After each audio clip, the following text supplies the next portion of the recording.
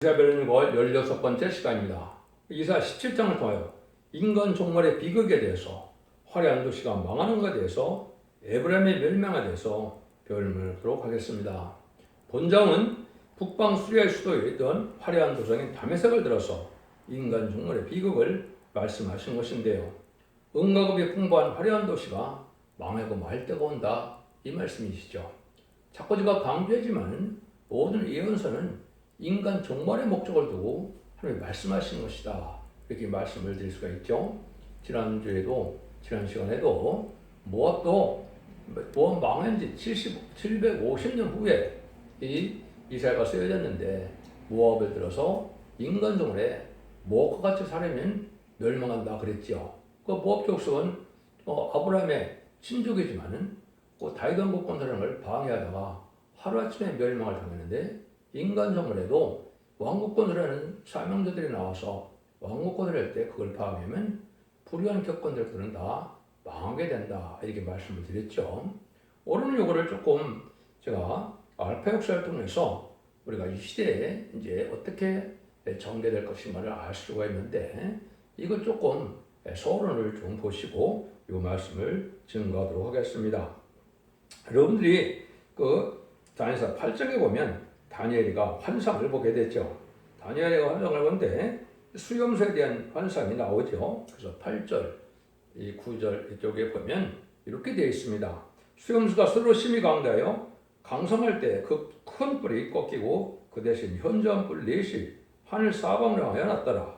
그 중 한 뿔 중에서 또 작은 뿔 하나가 나와서 남편과 동편과 또 영화로운 땅을 향하여 심히 커지더니 그것이 하늘 군대에 미칠 만큼 커져서 그 군대와 별 중에 며칠 땅에 떠들이고 그를 짓밟고, 이렇게 좀 말씀을 하거든요.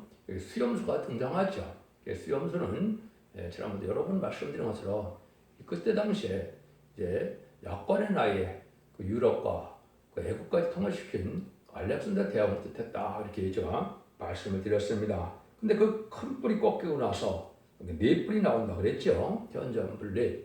근데 이 일설에 그렇게 이제 역사상으로 그렇게 얘기를 하죠. 그러니까 알렉산더가 죽을 때 돼서 이제 임종을 앞두고 후계자를 지명해달라 그러니까 알렉산더가 그랬다 그래요. 야, 후계자가 어디 있느냐? 힘 있는 자가 후계자 아니냐? 그랬다 그래요.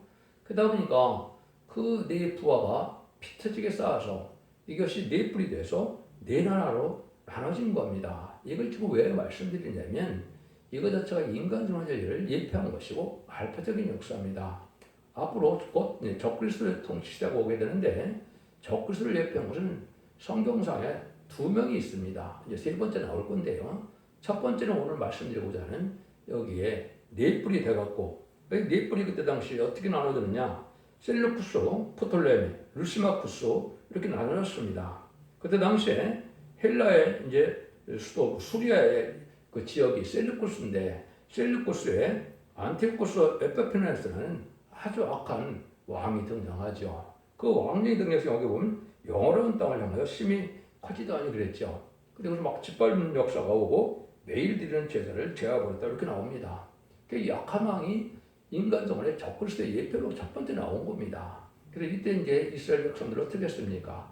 제사를 지내지 못하고 제단에 피를 막 뿌리고 이래서 아주 하나님의 제단을 아주 무시했던 이 악한 왕이거든요.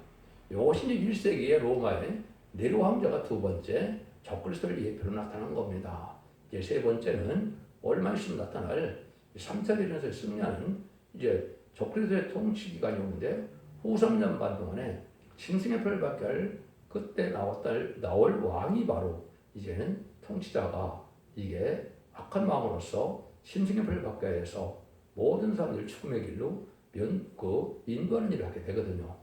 그날들이 이루어질 때 쓰임받았던 것이 바로 여기 다메섹이고 수도 수리아. 그런데 이것이 이제 인간 종말에 되어질 일을 얘기하는 것이다, 이렇게 말씀하셨죠. 그래서 후 3년 만에 이런 일들이 다 진행돼서 이제 멸망할 수밖에 없는 때가 오는데, 인간은 아주 화려하고 또 과학이 발달해갔으니까 아주 잘 먹고 잘 살고 영원히 망하지 않을 세력 같지만은 하루아침 망할 때가 온다, 요 말입니다. 여러분들이 지금 이 시대에 이거를 잘 분별해야 된다, 이 말이거든요. 조금 이따도 말씀을 드린다 하더라도 이제 본문부터 제가 말씀을 보도록 하겠습니다. 1절에서 6절입니다.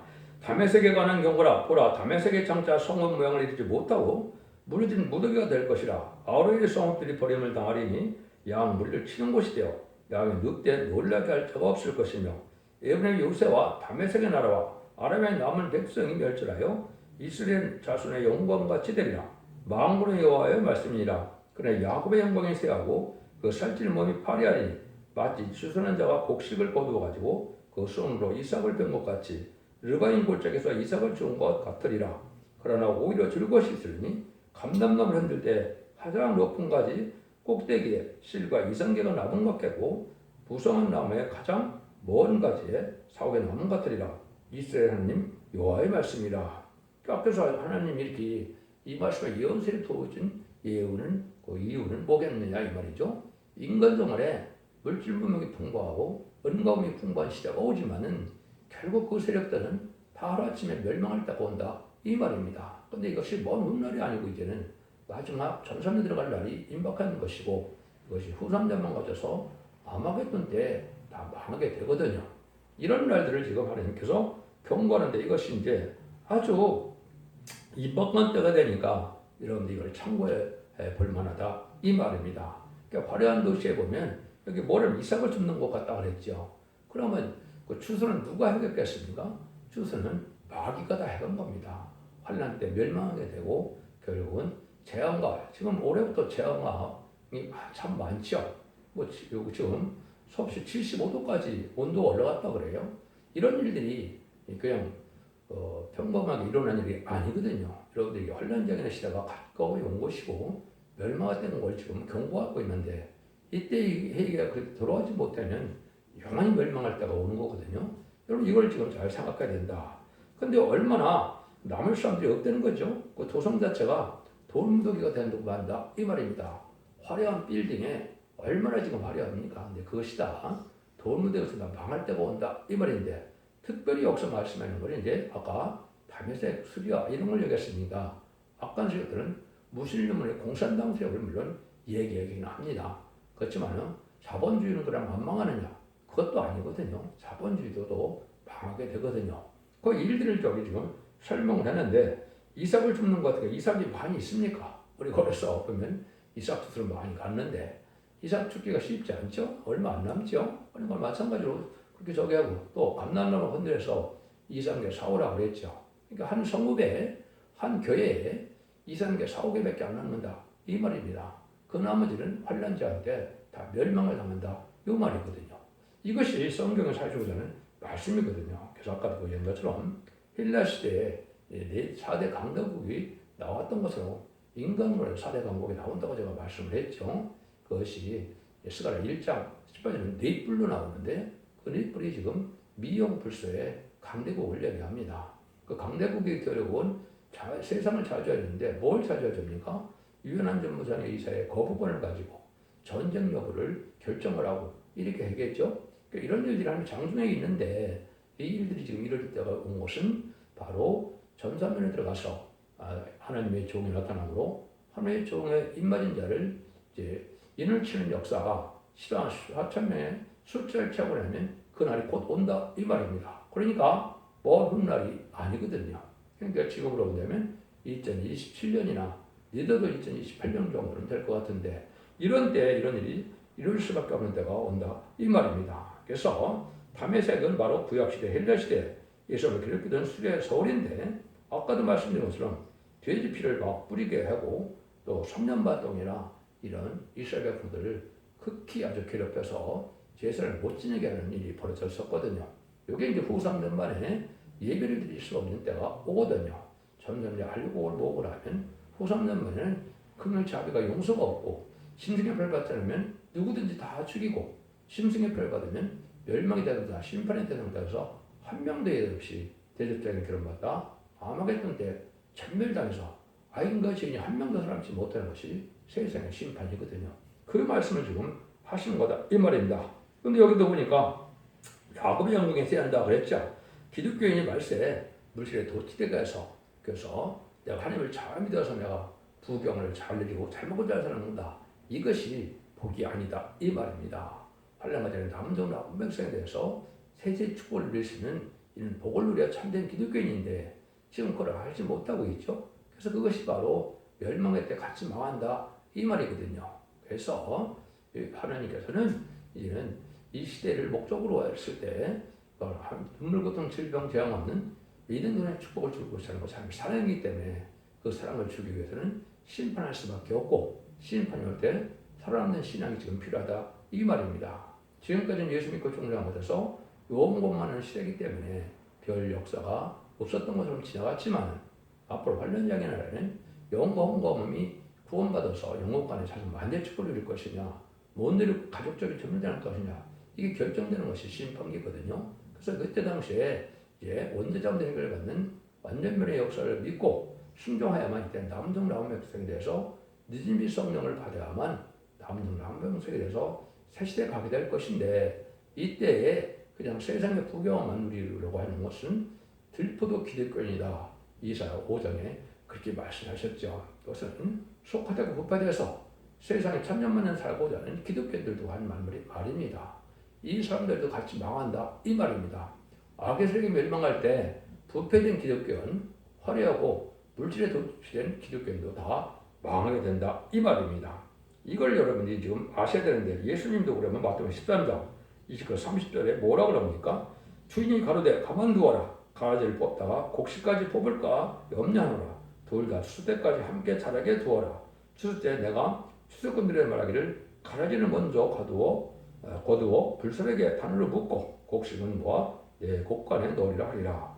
마태복음 13장 여기 29, 30절 이렇게 나오거든요. 그러니까 제가 이걸 뭘 지금 얘기하는 거냐? 이단들이나 달성된 단체에서 아주 강한 격분색으로 많은 사람들을 모아서 억압을 하고 있죠. 이게 지금 가라지를 먹는 시대가 온 겁니다. 가라지를 여기 보니까 뭐라 그래요?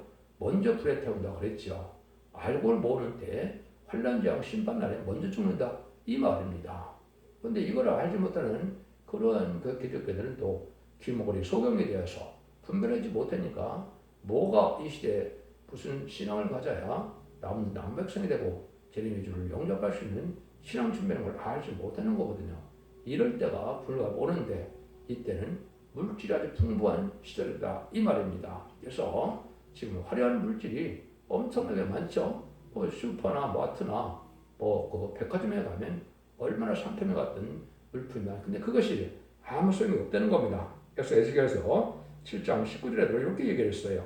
그들이 은을 거리에 던지며 금을 오염을 같이 여기더니 이는 여호와가 내가 진노를 베푸는 날에 그 은과 금이 능히 그들을 건지지 못하며 능히 그 심령을 족하게 하거나 그 창조를 cel지 못하고 오직 죄악에 빠지는 것이 되미로다. 화려한 물질이 있다 해서 그 사는 방법이 나오지 않는다는 겁니다. 인간 영혼에는 결국은 물질에 속과돼서 하늘보다 물질을 더 사랑하는 시대가 온 것도 정말 시대고 건물 시대인데 이런 때 멸망을 당할 수밖에 없는 때가 분명히 온다 이 말입니다. 스바냐 1장 18절도 비슷한데요. 그들이 은과 금이 여호와의 분면 아래 능히 그들을 건지지 못할 것이며 온 땅이 여호와의 질투불에 상태오리니 이는 여호와가 이 땅 모든 것을 멸절하되 놀랍게 멸절할 것입니다. 스바냐 1장 18절에 멸절이라는 말을 쓰셨죠. 예외가 없는 겁니다.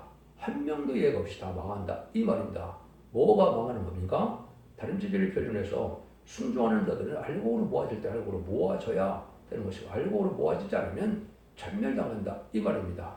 그것이 아까 했듯이 후사문의 짐승의 표를 받게 해서 짐승의 표를 받은 자는 용서 없는 심판을 받게 된다 이 말이거든요. 여러분들이 이제 이걸 보면 야고보 4장에도 뭐라 그럽니까? 이제 가늠하는 여자들을 하고 그러죠. 세상과 벗이 되고 그런 것은 서로 하나님과 원수가 되는 것이다 이렇게 얘기하죠. 정직하고 깨끗하게 구별된 삶에서 신앙 양심과 절개를 지키고 양심을 지키는 이런 삶이 살지 않고 예식적인 형식적인 종교생활을 해서 구원해 오는 것이 절대적으로 아니다 이 말입니다. 여러분들이 이것을 명심하여 들을 때가 왔다 이 말이거든요. 그래서 야고보서 5장 1절 4절에다 보면 말세에 재물 쌓는 것 자체가 하면 제압처럼 말씀하셨죠.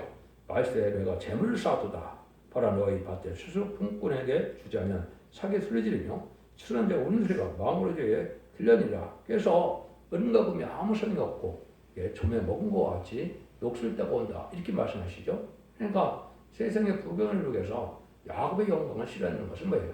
기독교인이 이 세상에 화려한 곳에 독지대 사는 사람이 기뻐하지 않는다. 그들이 망할 때가 온다. 이 말입니다. 이건 여러분들에게 인간의 생각을 전하는 것이 아닙니다. 성경 본문에 있는 말씀이 그대로 그렇게 되어 있다. 이 말이거든요. 이거를 이제 각성시키기 위한 말씀이다. 이렇게 볼 수가 있죠. 7절에 11절입니다.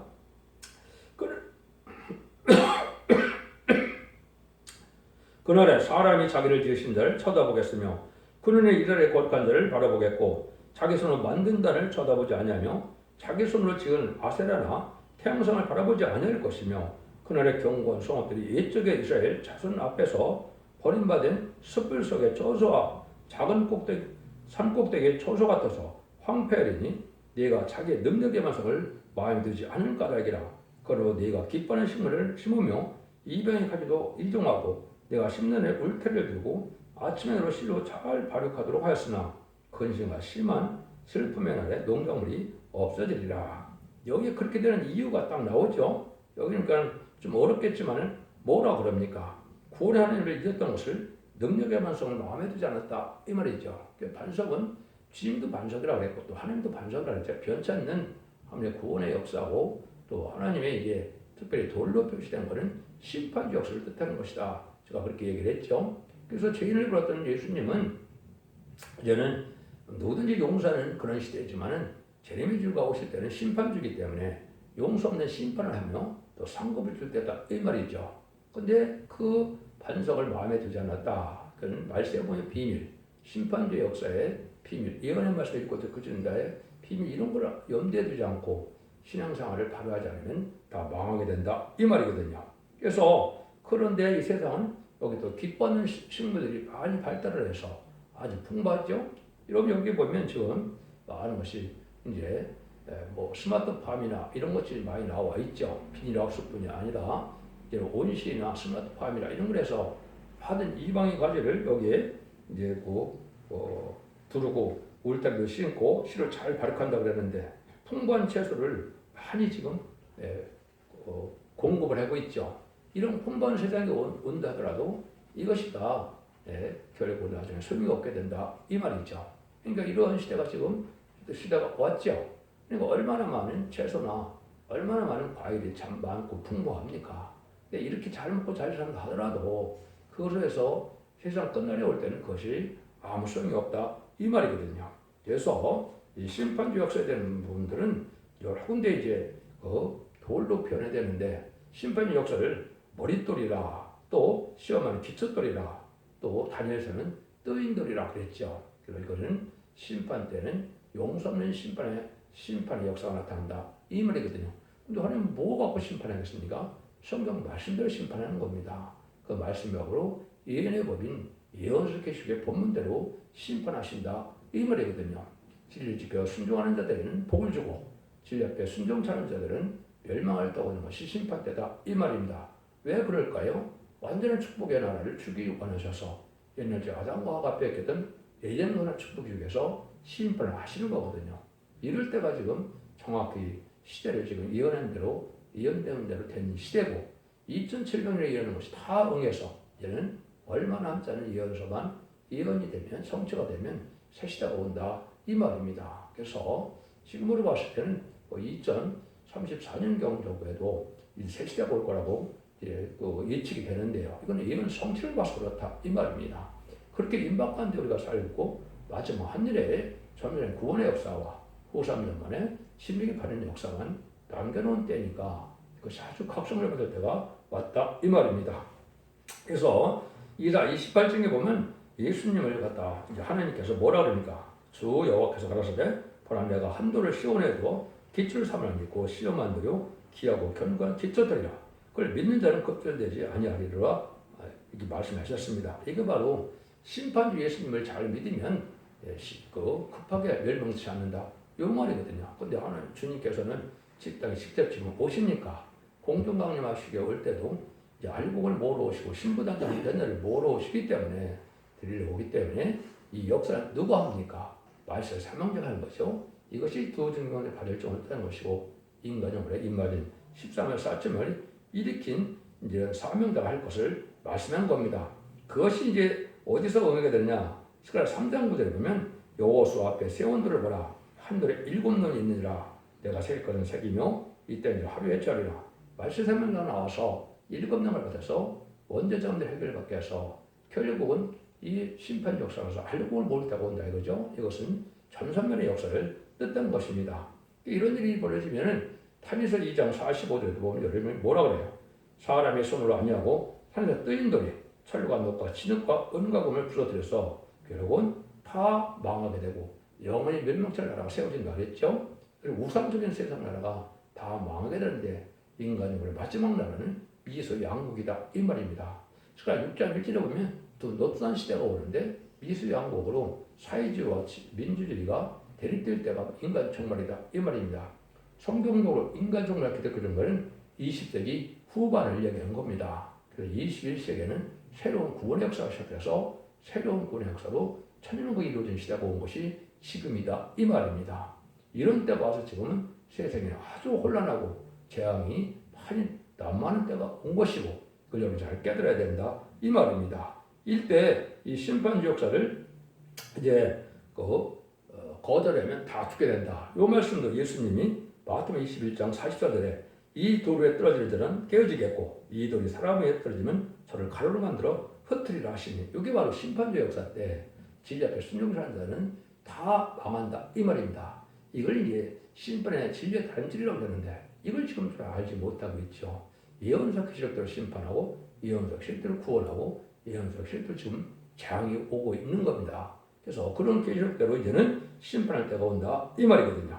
그래서 이것이 본격적으로 이루어질 것을 4장 7절에 보면 큰 사람 네가 무엇이냐 네가 술바벨 앞에서 평지가 되라 그가 머리띠를 내어놓을 때 우리가 이치를 은총에 그에게 있을 자다 이렇게 말씀했죠. 이것이 바로 인간 종말이 될 때 술바벨은 말세 사명자인데 성공적인 종인데 큰 사나가 그랬죠. 성경 큰 사는 뭐랬어요? 무슬림의 공산당들이 큰 사나거든요. 전 세계 사람들을 공산화시켰고 여러 나라에 위선과를 거리고 있었죠. 이것이 20세기 후반이죠. 이 세력들이 망하게 된다. 망하는 날은 이제 아마겟돈 전쟁 가서 다 망하는 겁니다. 아윤과 죄인이 한 명도 살아남지 못하는 것이 아마겟돈 전쟁이거든요. 그 말씀을 지금 하시는 거거든요. 이런 일을 지금 하신다 이 말입니다. 그래서 예수님이 보배론에 이번에 산 돌인데 이런 심판 역사 때는 용서 없는 심판이 와서 합당치 않은 자들은 실패 순정자나 우상숭배자나 공산당을 좋아하는 자나 또 음란물 사치 타락한 자나 이런 자들은 다 망할 때가 온다 이 말입니다. 여러분들은 이것이 지금 아주 눈앞에 닥쳐온 이런 하나님의 정한 때가 왔다 이렇게 믿어야 될 때가 온 겁니다. 여러분들은 이거 각성받을 때가 온다. 근데 뭐 망할 때가 되면 하루아침에 다 망한다 이 말입니다. 그래서 계시록 18장에 보면 1시간에 망한다는 말이 3번이나 나옵니다. 그건 말은 뭐예요? 음란법 사치타락한 세상에 대해서 침식에 펼쳐진다는 아마겟돈 때 향미가 터져서 1시간이면 다 망한다 이 말입니다. 그 내용을 이제 설명한 것이 12절 14절입니다. 슬프다 많은 민족이 소동하였을 때 바다 파도 뛰는 소리같이 그들이 소동하였고 열방이 충돌하였으며 큰 물에 몰려온 같이 그들로 충돌하였도다. 열방이 충돌을 많은 물에 몰려온 같이 하나 그래서 그들이 꾸짖으시니 그들이 몰래 도망함이 산에 튀어가 바람 앞에 흩어짐 같겠고 폭풍 앞에 떠드는 티끌 같을 것이라. 보라 천육의 두려움을 당하고 아침 전에 그들이 없어졌으니 이는 우리를 노력한 자의 둥기시오 우리를 강탈한 자의 보응이로다. 하나님이 이렇게 산에 튀어가지고 하루아침에 망할 때가 온다 이 말이죠. 여러분들이 이걸 뭘 생각해야 되냐면요. 20세기 들어와서 무슬림의 공산당들에게 와서 전 세계 사람들을 공산화시켜서 강한 세력으로 많은 전쟁을 일으켰죠.